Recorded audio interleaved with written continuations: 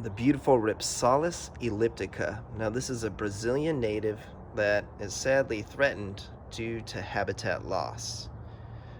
Now it grows in subtropical and tropical moist lowland forests of Brazil, kind of under the trees, and it gets a lot of shade in its native habitat. It's actually an epiphytic cactus, as you can see, and this is the new growth. It's a very beautiful green. Now this is something else.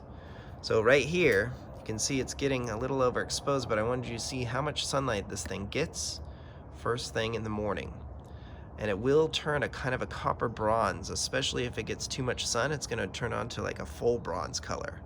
And I almost killed this when I first got it. You could actually see it's a little bit rotted in there, see it?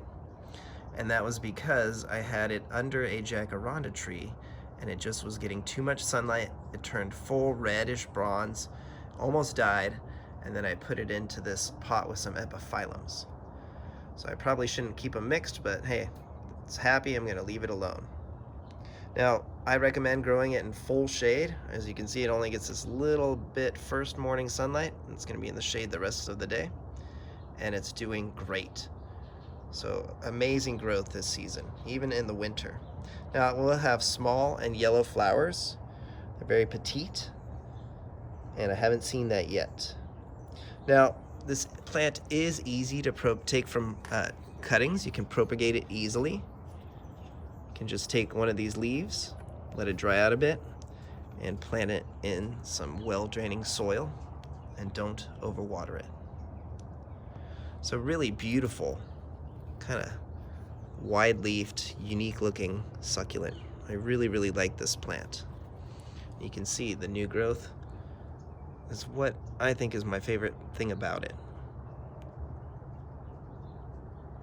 So I water this once a week, maybe twice in the summer, twice a week, and just really protect it from sunlight. If you grow it indoors, I'm not sure about how much sun you want to give it,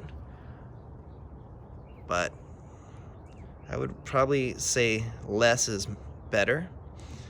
And if it's really, really green, slowly introduce it to more sunlight until you get some of this bronze color. Because you can see this plant is really happy.